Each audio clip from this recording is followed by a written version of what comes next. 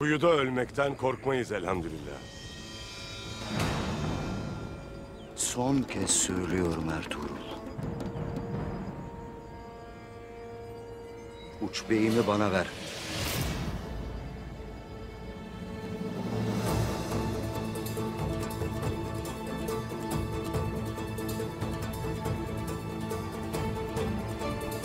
Asker!